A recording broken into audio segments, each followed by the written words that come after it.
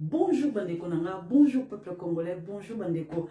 En tout cas, maman Lisette a eu au salamino, moi, speech moqué Bandeko, ce qui se passe dans l'Est, na sepeli mingi Bandeko, na sepeli vraiment mingi. C'est très important, vous allez au courant, ma cambo, ils ont passé en ce moment, donc c'est comme grave. Bandeko, na sepeli mingi parce que Kagame, bah américain, bah comment je peux dire, hein, donc il faut n'a pas vivre le sujet directement. Bah américain, bah ont réalisé, ils habitent sur l'obité. Les amis sont les Américains vont réaliser, réaliser effectivement que non, faut moto pensazo causer des ennuis. Depuis que tu bandit qu'on soutenir tout le monde dit qu'effectivement qu'il y a rien. Donc et là comment ils ont passé été. Bilo qu'on nous sommes proposé à ça la montée. Mais par contre Congo a soutenir ma parole naï. Et puis mon moni qui bâti vraiment la communauté internationale Kagame l'a fait accompli que biso Congo to respecte. Tout ça bâtiment honneur, donc honneur et pas na biso. Donc c'est pas mingi. Non, nous respectons. Bah on va le barrer que le président Félix Tshisekedi ne respecte pas les accords, ne respecte pas ses signatures, ne respecte pas ceci. Beaucoup aussi, nous respectons les accords. Nous avons respecté les accords. Na c'est pas mingi. Boyoka, na évité pour une vidéo zolingaka qui est passée. Et puis maintenant mouké. Donc boyoka bande konanga en tout cas na sepeli mingi bilombo boyoka. La Côte d'Ivoire va bien. Boyoka, la Côte d'Ivoire. Indiscutablement aussi. Il y en a un qui se prépare à devenir une très grande puissance africaine. C'est la République démocratique du Congo, hein, du président Tshisekedi, qui essaie de régler son problème avec le Rwanda, puisque comme vous avez pu le voir, je pense, hein, le Rwanda occupe et pille, hein, il n'y a pas d'autre terme, la République démocratique du Congo depuis le départ de Mobutu, hein, donc Kabila père puis Kabila fils, hein, suite à un accord qui avait été passé à l'époque, hein, il faut le savoir. Hein, ce qui s'est passé, donc, c'était que quand Kagame a pris le pouvoir au Rwanda, il était aidé par les forces spéciales américaines, bien sûr, hein, puisque c'était les compagnies minières américaines étaient derrière, et ils ont aidé le président Kabila, Joseph Kabila, à prendre le pouvoir au Congo. C'est-à-dire qu'après avoir pris le Rwanda, ils ont continué vers Kinshasa pour imposer Kabila. La contrepartie de la mise en place de Kabila au Congo, ça a été de donner les mines de Tantal et de cobalt, de l'Ituri et du Nord Kivu au Rwanda. Donc le Rwanda a exploité pendant des dizaines d'années, hein, les mines qui étaient dans cette zone-là. Et maintenant, évidemment, les Congolais disent ça suffit. Maintenant, on veut récupérer ces mines. Il n'y a aucune raison que le Rwanda exploite des mines en nous pillant, hein, sur le territoire national. Donc c'est ça l'histoire de ce qui se passe aujourd'hui, la guerre là-bas qui est terrible, hein, parce que je vous signale que on parle des guerres, nous, la guerre au Moyen-Orient, la guerre en Ukraine, mais il y a beaucoup plus de morts en Afrique, dans la guerre en Ituri, qu'il y en a dans les deux autres. Hein. Personne n'en parle. Ça pose problème. Hein. Personne n'en parle, et je le dis pour les dames de l'assistance, cette guerre a un triste record, d'après les spécialistes de l'ONU, hein, ça triste record, c'est que c'est une guerre dans laquelle le viol des femmes est une arme de guerre, et on estime le viol des femmes à peu près actuellement à 500 000. Hein. C'est pas une. Hein. Vous voyez, donc c'est très grave et très sérieux. Alors, bon, je pense que Tshisekedi est en train de gagner, parce qu'il a maintenant l'appui de tout le monde, y compris des Américains. Ah, c'est très important, les Américains ont lâché Kagame, hein, parce qu'effectivement, ils disent que ça ne peut pas continuer comme ça. Donc, vous voyez, tout ça, c'est en train de bouger, si vous voulez. Hein. Je crois que j'ai fait pratiquement le tour. C'est ça, la chose. Discutablement, le Sénégal va bien. Donc, Kagame est lâché. Tant que ça que diplomatie président Félix Tshisekedi des autres fouta. Ouais, ça là que l'autre de bino boyo qui na matoyi na bino. Mais entre temps, tous les gens qui ba jeune ya la muka va recruter pour ba kota na katia M23. Vous comprenez? Donc allez-y comprendre biso ba congolais surtout comme na niveau ni. Nous allons tellement élequer que ba koki ko se contenir te. Que ba koti directement na M23. Bandeko. Ba nouvelle les assomme au côté na biso na sepeli mingi, na on peut se ba bonne nouvelle. Na on peut se ba bonne nouvelle bandeko na ngaza ya koyinda. Bandeko. Na expliqué qui non, je crois que c'était hier ou avant-hier, je sais plus. Tellement que ba live l'équipe. Je crois hier. expliqué bino que bah Wazalendo, ils ont tendu un piège dans 3 jeeps. Commandant Morobo à Koufaki. Ben de quoi apparemment, parce qu'on attend les nouvelles, hein. On attend. C'est pas encore confirmé, mais on attend. Parce que apparemment, babi 3 jeeps. 3 jeeps à côté qui babi nani soki nani Henri Magia Zakina Kati. Henri Magia Zakina Kati. Willy Ngoma Zakina Kati. Tu as confirmation parce que depuis le 4 janvier, tu as Willy Ngoma. Donc, enregistrement, on a eu Kisakibino jour, je crois hier ou avant-hier, on a eu Kisakibino et ça date du 4. Tarasaki Audio, ça date du 4 janvier. Donc, Tissiko, Willy Ngoma, rien. Rien, Bandeko. Nous sommes le 13. Rien. Henri Magie, Balbi, Bazaki, Azaki, Nakatia, parmi, comment je peux dire, 3 jeeps pour Anna. Allez-y comprendre. Tel un ce qu'ils appellent vrai. Ce qui Henri Magie, Lelo, Akoufi. Tel a Koufa, Bouzoba, modèle Wana. Si vous êtes jeune à la Mouka, Martin Fayet a recruté, bon, il fallait recruter même moi, Nanaye. Martin Fayet, il fallait même moi, Naya, Côte Saye, Nakati, M20 ans, qui nous ont jeune à battre, ils ont risqué Vina Bango. Vina Bango, ah Seigneur Jésus, ils ont passé. Donc voilà, Bandeko, tous la bonne nouvelle, Willy Ngoma, ceux qui 1 mois, 2 mois, ça veut dire que ils ont na Henri Magie. Donc voilà, Bandeko, na sepeli mingi pour que ça vienne une bonne nouvelle, awa. Toke malembe, parce que non, c'est pas la jete Bandeko, na sepeli penza, oh Seigneur Jésus, des très bonnes nouvelles. Donc voilà, Bandeko Nanga. Donc les M23 ont perdu beaucoup de hommes, Bandeko, à Limbongo et à Mabassa. On a perdu beaucoup de hommes. Natchamwa nini vidéo lingi penza na la kiseka tout le temps. On comprend tes vidéos. Voilà, Bandeko Nanga. Alors, hier,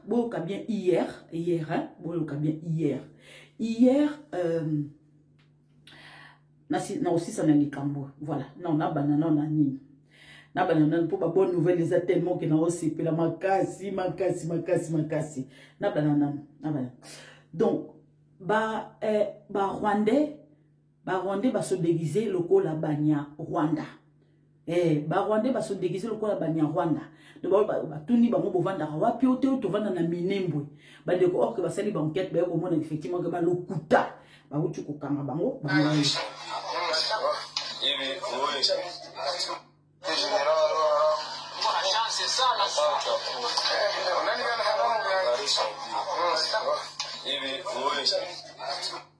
Bakangi bango bandeko nanga, bakangi bango na yebisa kibino là c'est la vidéo. Na yebisa kibino na mon comme hier, mais là c'est la vidéo. Pour se comprendre, bandeko eza koyinda. Eza koyinda. Bozi ko boyo ka ba nouvelle bandeko. Tata Cardinal Sukoy bandeko Telemi, babi sali 25 bandeko nanga bandeko 25. Ah Seigneur Jésus, Sukoy Balbi et ça 27 visites des collines de Ngungu. Les collines de Ngungu. Babi ça 27 visites. Bandeko, ko bombarder. Bandeko, na sepeli makasi, awa, tozomona. Sukoy.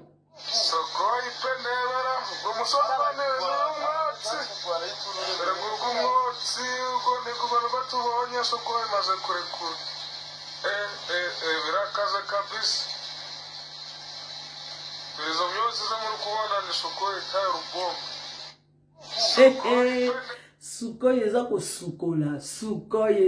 sukola. Bomoni bandeko, boni da sepeli mingi. Tovanda te ba M23, comment je peux dire publier le comment ko balobi bango bazo respecter cesser le feu. Ba so moquer nan. Bango batali boso balobi que le cesser le feu ça leur regarde pas. Bandeko, biliaki bango bikoki lelo. Biliaki bango babuto koma awo, nous respectons cesser le feu. Bon moi makamba komi. Moi makamba komi. Bango moko. Omoni. Donc, bakomi kobanga. La peur a changé de camp.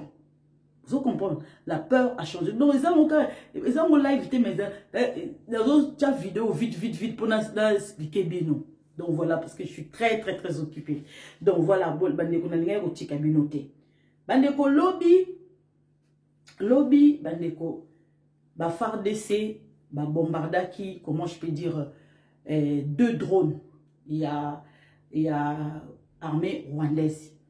Bandeko ezali ba drone espion. Il y a renseignement ezali ba drone il y a renseignement. Tango ba drone wana continue espace aérienne. Il y a Congo to bombardango. To tikite to bombardango. Yango yo bandeko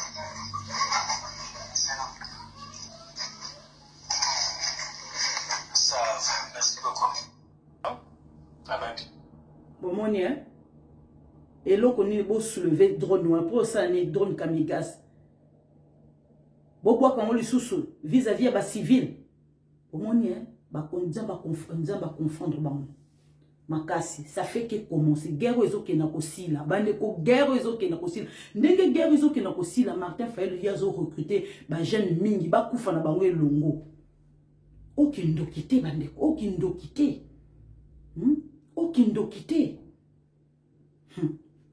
donc voilà bande ko na sepeli mingi en tout cas lelo penza il y a que de bonnes nouvelles, il y a que de bonnes tata cardinal la télémi bango bazo banga le bio bazo respecter cesser le feu lukuta luvunu boyoka bien axe Kibumba notre tout FARDC Wazalène sont au niveau de mosquée de Kibumba ont récupéré l'endroit qu'on appelle de Kimboka où tu as récupéré l'endroit où babengara Kumboka. Voilà. Donc, ils à partir il y a 11h10 va récupérer en haut. Donc, na Kibumba. Voilà, na Kibumba, na endroit moko oyo baza kota mosquée na endroit moko babengaka Kumboka. Na répétez bien Kumboka. Voilà. Alors bandeko tosuka na likambo yo eza oyinda aussi il y en a un qui se bolimbisa suka na uchuko sisa awa Rwanda akangi ba frontière nae bandeko nanga Rwanda akangi ba frontière na ye na ebite lokoni nazobanga mais il y a quelque chose qui va pas. Rwanda a outi kokanga ba frontière nae de deux côtés. Ceux qui ici,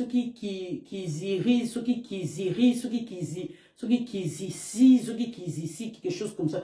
Bah comment ça sera tellement compliqué. Mais lui que Rwanda a outi kokanga deux frontières nae. Alors pourquoi Rwanda a décidé kokanga ba frontière sikoyo? Pour azomona ke ndenge feu ezakoya azomona ke batu bakufi tellement ebele et que lelo azomona ke feu ezosonga pa nanga azomona ngote mais c'est Azad dictateur il voit déjà de loin azomona ke non moto ezosonga pa vomoto kanga frontière Rwanda a décidé ko kanga deux frontières nae bande ko ezako